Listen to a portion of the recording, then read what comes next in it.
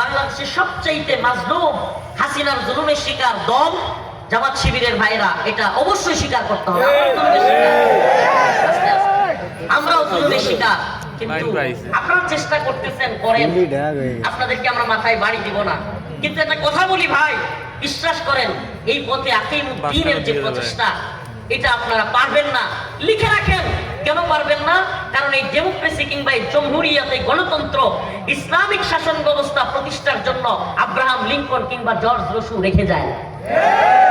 আপনাদের সাথে শুধু বলি না, অনেক বড় বড় নেতাদের সাথে আমি বসলে বলি, বলার চেষ্টা করি, শায়েখ বা হুজুর আমরা এই নজরিয়া পেশ করি, আপনারা ভিন্ন নজরিয়া পেশ করেন, কাজ করেন, কিন্তু দেখবেন একদিন না একদিন ফিরে আসবেন, ব্যর্থ হবেন।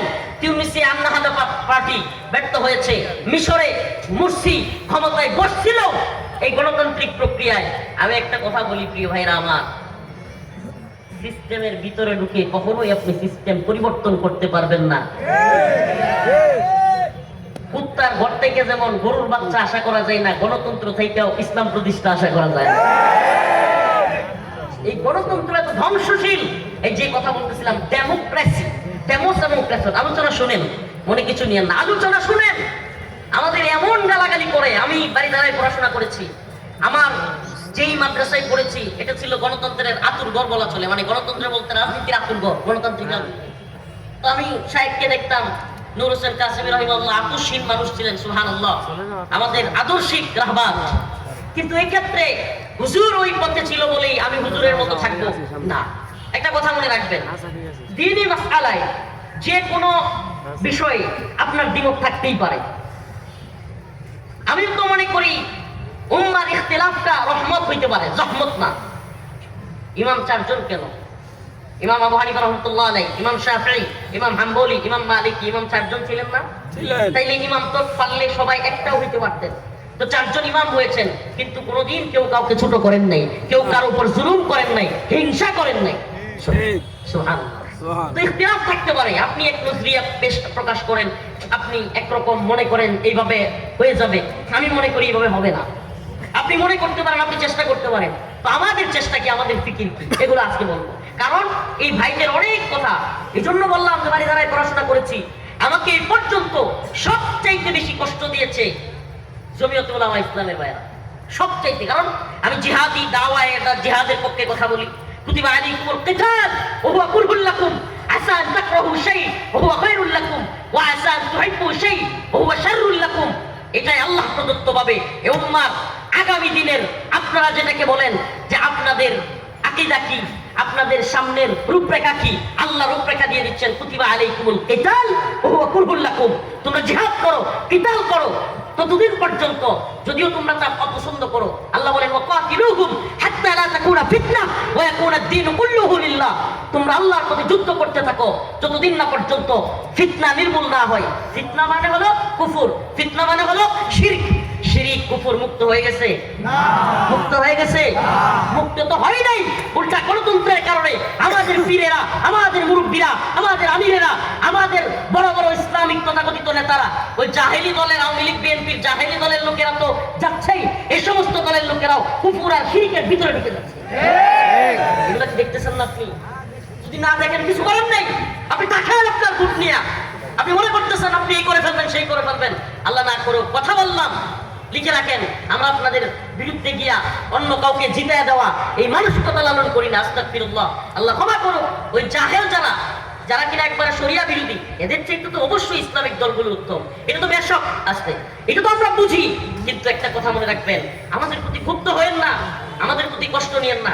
অনেক কষ্ট পাই, ওই রূপরেখা কি, রূপরেখা কি। আরে ভাই, গণতন্ত্র আসলো কয়দিন হয়েছে? এই গণতন্ত্র যখন ছিল না, পৃথিবী থেকে ইসলামী শরিয়া ছিল না। আল্লাহ রাসূল সাল্লাল্লাহু আলাইহি সাল্লাম, সাহাবায়ে কেরাম, আপনি কি বলতে চান যে এই দ্বীন, এই শরিয়া পরিপূর্ণ না? নাউযুবিল্লাহ, কি বলতে চান আপনি? এই দ্বীন, এই শরিয়া পরিপূর্ণ না? আল-ইয়াওমা আকমালতু লাকুম দীনাকুম ওয়া আতমামতু আলাইকুম নি'মাতি ওয়া রাদিতু লাকুমুল ইসলাম দীনা। আল্লাহ বলেন নিয়ামত পরিপূর্ণ, এই দ্বীন, এই জীবন ব্যবস্থা পরিপূর্ণ। তাহলে আল্লাহর দ্বীন, আল্লাহর জীবন ব্যবস্থা পরিপূর্ণ, এটা আপনি না করতে পারেন? নাউযুবিল্লাহ, ঈমান থাকবে? আপনি কি না করতে পারেন? ওই জর্জ রসু আর আব্রাহাম লিঙ্কন থেকে হাওলাত করে ইসলাম চালাইতে হবে না। এই জাহেলরা যে বিশ্ব ব্যবস্থায়, এই জাহেলরা যে সমস্ত আধুনিক সমাজ ব্যবস্থা চালু করেছে, কি এক বিশ্ব ব্যবস্থা। কুফুরি বিষয়গুলো একটু পরে বলি, কুফুরি সিস্টেমটা একটু পরে বলি, বাস্তবতা কি। ওমা, একজন শাইখুল হাদিস, একজন বড় বুজুর্গ আলেম, তার বুটের যে মূল্য একটা বাটপার সুরের বুটের একই মূল্য। কি আশ্চর্য, এক নেশাখোরের বুটের একই মূল্য। যেখানে আল্লাহ বলছেন ওয়ালাকিন্না আকসারহুম জাহিলুন ওয়ালাকিন্না আকসারহুম ফাসিকুন ওয়ালাকিন্না আকসারহুম যালিমুন, আল্লাহ বলতেছে অধিকাংশ মানুষ জালেম, অধিকাংশ মানুষ ফাসিক, অধিকাংশ মানুষ কাফের। আল্লাহর কথা। তাহলে অধিকাংশ যদি খারাপ হয়, আপনি যাচ্ছেন কোথায়? ডেমোক্রেসি, ডেমোক্রেসির ভাষায়। তো অধিকাংশ মানুষ তো খারাপ মানুষকেই চাইবে, বলেন না? অধিকাংশ মানুষ খারাপ হইলে কোন মানুষকে চাইবে? বলেন না? আমি রফিকুল ইসলাম মাদানীকে পূর্ববাংলার এমপি বানাইলে সুদ, ঘুষ, দুর্নীতি, বাটপারি, চাঁদাবাজি করতে পারবে? তাইলে আমাদের সমাজে যে সমস্ত চাঁদাবাজরা আছে, দুর্নীতিবাজরা আছে, এরা কি জীবনে আমার নেতা বানাইতে চাইবে? এই জন্য হয়ও না। ইসলামপন্থীরা কেন পিছায়া? একজন আলেম শেখ মিজানুর রহমান আজহারি দাওয়াত বারাকাতুহু, শেখুল হাদিস আল্লামা মামুনুল হক, কিংবা আরো যে সমস্ত ওলামায়ে কেরাম আছে, ওমা একটা মাহফিলে আসলে 2 লাখ 3 লাখ 5 লাখ টুপ হয়ে যায়। হুজুররা বুট পায় না 2 লাখ 1 লাখ। কাহিনী কি? কাহিনী এটাই যে জাহেলি বিশ্ব ব্যবস্থা। আপনারা কেউ এই কথা বলতে চান না যে কারণ কি। কারণ কি এটাই যে বুট দিতে চায় না কেন? মানুষ হুজুরদেরকে অপছন্দ করে। নাউজুবিল্লাহ, এটা কিভাবে বলতে পারে? হুজুররা ওই বিএনপি নেতার চাইতে, ওই অমিনিক নেতার চাইতে 1000 গুণ বেশি বিএনপির লোকেরাও আলেমকে মহব্বত করে, 1000 গুণ বেশি হয়। কিন্তু এই পচা গান্দা ব্যবস্থার মধ্যে মানুষ চায় না হুজুররা যায়। মানুষ মনে করে হুজুররা এখানে গিয়ে করবে কি? এই যে আমাদের, আমি তো শোনাইতে মন চাই, আমাদের ধর্ম উপদেষ্টা খোলামেলা বলে দিচ্ছে, সব প্লাস করে দিচ্ছে যে গণতন্ত্র দিয়ে ওখানে গিয়া যত বড় আল্লামাতুল কুম, মানে রাগে তাছাড়া সহ্য করতে পারেনি, রাগে বলে ফেলছে যে যত বড় আল্লামাতুল তাহার, আল্লামাতুল কুম যাক, এখানে গিয়া আপনাকে মদের লাইসেন্স দিতে হবে। আমি প্রশ্ন করতে চাই, আল্লামা সাইদি রাহিমাহুল্লাহ যখন সংসদে ছিল, জামাত ইসলামী যখন বিএনপির সাথে জোটে ক্ষমতায় ছিল, তখনও বাংলাদেশে মদ হালাল বৈধ ছিল কি ছিল না? ছিল। তো আবার আমাদেরকে কি বুঝান? এই গণতান্ত্রিক সিস্টেমে নৌকার ভিতরে থেকে নৌকা একবার ধাক্কা দিলে যাবে নৌকা? বাইরে থেকে ধাক্কা দিতে হবে, এছাড়া যাবে না। এই যে দেখেন, বক্তব্য শুনেন। যদি আজকে স্বরাষ্ট্রমন্ত্রী করা হয়, কোন শেখুল হাদিস, কোন আল্লামাতুল কম, কোন হাকিমুন নফসকে যদি আজকে স্বরাষ্ট্র পদে বসাতে হয়, ওনাকে মদের লাইসেন্স ইস্যু করতে হবে। শুনেন, কেরোইন কোম্পানি থেকে দেশীয় মদ তৈরি হয়, বাংলাদেশ সরকার বিদেশ থেকে মদ আমদানি করে, মদের লাইসেন্স দেয়। এটা বাস্তবতা। আপনি একজন শাইখুল হাদিস উনি বলতেছেন এই ব্যবস্থায় এটাই বাস্তবতা, এই সেকুলার সিস্টেমে এটাই বাস্তবতা যে আপনি পশ্চিমাদের কথা মেনে আন্দোলন করতে হবে। আপনি পশ্চিমাদের কথা মতো ডেমোক্রেসির যারা জনক, ডেমোক্রেসি আবারও বলতেছি, ডেমোস জনগণ, প্রেসট গ্রিক শব্দ, প্রেসট শাসন। আপনি বলেন যেই শাসন জনগণের শাসন, আপনি জনগণের শাসনে, জনগণের ভোটে, জনগণের প্রণীত সিস্টেমে ক্ষমতায় গিয়া আল্লাহর প্রতিষ্ঠা করবেন?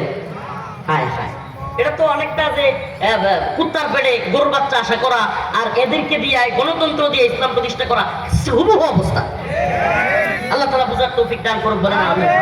হুজুর একবার ক্লিয়ার বলছি, যত বড় আল্লামাতুল তাহার ওখানে যাও মদের লাইসেন্স দিতে হবে, যত বড় আল্লামাতুল তাহার ওখানে যাও পূজায় শুভেচ্ছা জানাইতে হবে। আমার প্রশ্ন, দিন যদি আগে হয়, ইমান যদি আগে হয়, পূজায় শুভেচ্ছা জানাইলে ইমান থাকবে নাকি? এই জীবনে কোনোদিন সুরের শুভেচ্ছা জানাইছেন? এই আপনাদের এলাকার কাল্লাসুরা, মনে করেন কথার কথা একটা নাম দিলাম, কাল্লাসুরা চুরি করতে যাচ্ছে, আপনি জীবনে বুস্টার লাগাইছেন, কাল্লাসুরা আগামীকালকে তোমার চুরির জন্য শুভেচ্ছা নিলাম, জীবনে বলছেন কোনোদিন? কেন বলেন নাই? কারণ আপনি জানেন চুরি কাজটা কি। বলেন না, চুরি কাজটা কি? চুরি কাজটা খারাপ, এজন্য আপনি শুভেচ্ছা জানেন না। আমার রবের সাথে শিরিক করা হচ্ছে, আমার রবকে বাদ দিয়া আল্লাহর বান্দা হয়েও এই কাফের হইতে পারে। সৃষ্টিকার তাইলে আল্লাহ সৃষ্টি করছে যে বান্দা, যেই মানুষটারে হেদায়েত করতে পারি নাই, দাওয়াত দিয়া তারা ইসলাম কবুল করাইতে পারি নাই, আমি তো উম্মার দরদি হিসাবে আমার অন্তরের ভিতরে তো আফসোস হবে, হায় আল্লাহ এরা কেন শিরিক করতেছে, আমি কিভাবে শুভেচ্ছা জানাইতে পারি? বিবেকের অন্ধ দরজাগুলো খুলেন, বিবেকের তালাগুলো খুলে ফেলুন। আল্লাহর সাথে শিরিক হচ্ছে, আমার রব আপনি বাদ দিয়া মূর্তি নিজে বনের ভুট্টা বানায়া পুটকি বলিতে বাঁশ দিয়ে তারপর চিন্তা করেন। আর আপনি এই পূজার মধ্যে শুভেচ্ছা জানাচ্ছেন আপনার দলের আমির, আপনার দলের পীর হওয়ার কারণে, আপনার শায়েখ হওয়ার কারণে আপনি অন্ধ হয়ে গেছেন, বুঝতেছেন না ভাই? অন্ধ নই, আমরা অন্ধ নই। আমার বাবা যদি দিনের বিরুদ্ধে যায়, আবারও বলছি আমি আমার বাবার বিরুদ্ধে দাঁড়ায় যাবো। আমি শায়েখকে মানি, আমি আমার পীরকে মানি, আমি আমির মানি, কিন্তু কোরআন সুন্নাহ অনুযায়ী চললে মানি, না হলে কাউকে মানি না।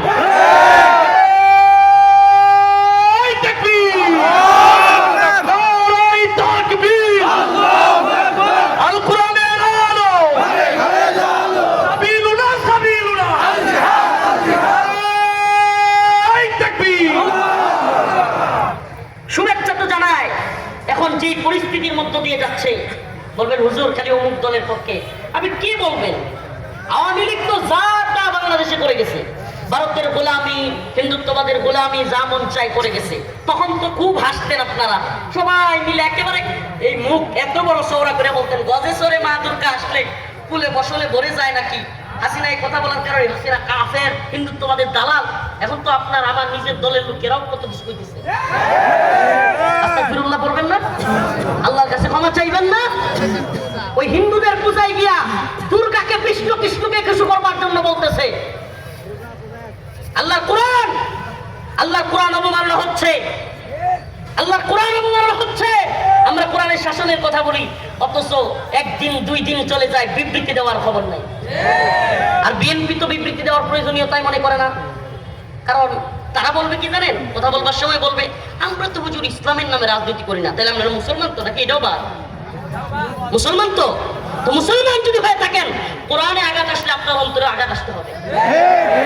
প্রিয় ভাইরা আমার, এই শুরু হয়েছে এই কথাগুলো আমরা বলি বলে, ওই এদিকে থামানোর কেউ নাই। কে থামাবে? ঘোড়ার ডিম বেটা, আল্লাহর জমিনে বাস করি বেটা, থামাবে আবার কোন কোন ঘোড়ার ডিম বেটা? আল্লাহর জমিনে কথা বলি, আল্লাহর গোলামি করি না বলে, আল্লাহর গোলামি করি না বলেই এই যুবকরা পছন্দ করে। আল্লাহ বলছে এদেরকে ভালোবাসে, এই জন্য বাসে। ছাত্রছাত্রী শুরু করলে আগামীকাল কেউ ভালোবাসে।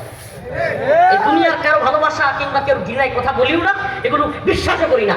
আল্লাহর যদি ভালোবাসা পাই, আল্লাহ যদি ক্ষমা করে দেয়, চিন্তা করি বারবার এতদিন যে জেল খাটলাম, জুলুমের শিকার হইলাম, এই উসিলায় যদি আল্লাহ মাফ করে দেয়, এই চিন্তা করি। আর কোনো চিন্তা করি কবে কোন দিন কি হয়ে যাবে, আবার কেটা জঙ্গি মৌলবাদী করে গ্রেফতার করে ফেলবে, ঘোড়ার ডিম ওই দল আসলে তো যেগুলো মনে করতেছে চলে যাবে, এই করবে সেই করবে, বেটা অনেক দেখছি, অনেক দেখছি। আল্লাহ মাফ করুক, অনেক দেখা হয়ে গেছে। জালিমদের আস্ফালন কম দেখি নাই, কিন্তু আল্লাহ তাআলা পরিণতি দেখায় দিয়েছে। বাংলাদেশের ইতিহাসে হাসিনার মতো জালেম, হাসিনার মতো কর্তৃত্ববাদী, একনায়কতন্ত্রী আর কেউ ছিল না। আল্লাহ এই জালিমদের যেহেতু এত বড় পরিণতি দেখাইতে পারছে, তাইলে অন্যরাও জুলুমের চিন্তা করলেও, চিন্তাও যদি করে, ব্রেনের মধ্যে আঘাত আসার কথা। আল্লাহ এদেরকে হেদায়েত দান করুন, আমিন। প্রিয় ভাইরা আমার, তো বলতেছিলাম ডেমোক্রেসি বুঝবার চেষ্টা করবেন। ডেমোক্রেসি এটা আরবি গ্রিক শব্দ, এটা হইছে জনগণের শাসন। কার শাসন? জনগণের। ইসলাম বলে আল্লাহর শাসন, ইসলাম বলে আল্লাহর শাসন। আপনাদেরকে আজকে সংবিধানের একটা কথা শোনাই, যে কথাটা শুধু সংবিধানে নয়, জুলাই সনদেও রয়ে গেছে। আজকে আপনাদেরকে সেই কথা পড়ে শোনাচ্ছি, দেখুন কি বলে। বাংলাদেশের সংবিধানের 7-2 ধারায় বলা হয়েছে, 7-2 বাংলাদেশ সংবিধান, জনগণের অভিপ্রায় অভিব্যক্তি রূপে এই সংবিধান প্রজাতন্ত্রের সর্বোচ্চ আইন বলে গণ্য। অন্য কোন বিধান যদি এই সংবিধানের সাথে অসামঞ্জস্যপূর্ণ হয়, তাহা হইলে যতটুকু অসামঞ্জস্যপূর্ণ হইবে তাহা বাতিল হইবে। এই কথা বলার দ্বারা এটাই বোঝানো হয় যে এই আইনের সাথে, এই সংবিধানের সাথে যদি কোরআনের সংবিধানে, কোরআনের যদি একটু কোনো জায়গায় মত পার্থক্য হয়, কোরআন বাতিল হয়ে যায়। নাউযুবিল্লাহ। আপনারা নাউযুবিল্লাহ বলেন, বাতিল হইছে না হয় নাই? এই আমাদের ধর্ম উপদেষ্টা খোলামেলা বলে দেয় নাই যে মদের কোম্পানি থেকে যেই টাকা আসে ব্যাংকে জমা হয়, সুদের যেই টাকা জমা হয়, আমরা সেই টাকা সরকারি চাকরিজীবী যারা আছে, ইমাম খতিব, এদেরকেও দিই। ও মুসলমান, আবার বলে হুজুর আপনারা যে বড় বড় বক্তব্য দেন, আপনাদের মাহফিলের হাদিয়াও তো অনেক সুদ ঘুষখোর দেয়। ওই মিয়া, কোন সুদখোর ঘুষখোরের হাদিয়া নিয়ে আমাদেরকে দিবেন না মিয়া, ডাইরেক্ট করে দিবেন না। হাদিয়া দরকার নাই, তুফার দরকার নাই। এই কথাগুলো বলে বুঝাইতে চায়। এক মৌলবী যখন আমরা ভাস্কর্যের বিরুদ্ধে, মূর্তির বিরুদ্ধে আন্দোলন করি, ওই মৌলবী বলতেছিল, হুজুররা আমরা মোবাইল দিয়ে ছবি তুলি তো এটা জায়েজ নাই, আমরা যদি ছবি না তুলতাম তাইলে এরা আজকে ভাস্কর্য বানাইতো না। চিন্তা করছেন? মানে